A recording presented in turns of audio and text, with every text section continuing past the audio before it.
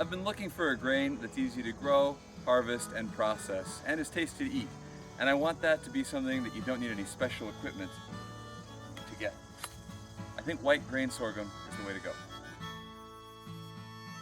I've got no tractor, plow, thresher, or harvester machinery, but I wanted to grow some grain to eat. White sorghum was what I tried this year, and it met those requirements. I'll quickly cover the process to harvest, process, and store this grain in this video. I found these at North Circle Seeds, popped them in the ground in the spring after the soil had started warm, after last frost.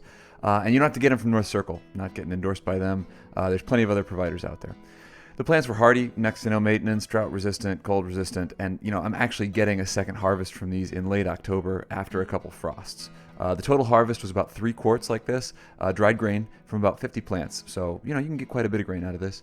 And if you want to harvest and process this, you're first going to need to identify when the grain is ready to be picked. That took me a couple tries to get it right. So here's some info on that. This is a good example head of sorghum. Over on this side, we've still got sort of green, whereas these seeds over here, these are actually white and finished seeds. You can do a quick pinch test, and if a milky liquid comes out, that's still too green. You should not get any liquid when you pinch the grain. Now if we look over here, this is an example where there's still a seed, for example, right here at the top. That's still a useful seed that we could eat. But towards the bottom here, these have actually dried up, and the seeds have already fallen off onto the ground. So this is a little too far along.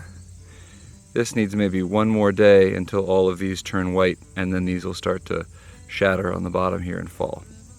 Next, let the grains dry. You can put them in a bucket and put a small food dehydrator over the top to dry them out, or you can just hang them upside down, somewhere where there's not too much wind, over a sheet so that any falling grains can be caught on the sheet. That gets them nice and dry. Then you go to thresh the grains, and that just means removing the grains from the plant. And this is why I like this plant in particular. For a farmer with no equipment, I just shook the stalks, I rubbed them in my hands, and the grains fell right off the plant. There was no flail, no threshing floor, no special machinery at all. Here's what it looked like when I finished threshing. You can see there's grain and little bits of chaff in there. And then last, you got to winnow the grain. I had a breeze, so I just poured everything from one bucket to another a few times. The grains fall straight down because they're heavy, and the chaff blows away in the breeze.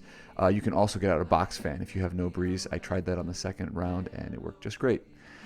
Then you store the winnowed grain in a dry, airtight container. And to cook it, you take a cup of grain, put it in an electric pressure cooker on high with 3 cups of water for like 30 minutes. It's a very mild taste, very little flavor, kind of like rice. You could, put any kind of sauce or something on it you want, and you're good to go. And that's it. Enjoy. Let me know what you think in the comments, and don't forget to like and subscribe for more unique and useful do-it-yourself builds.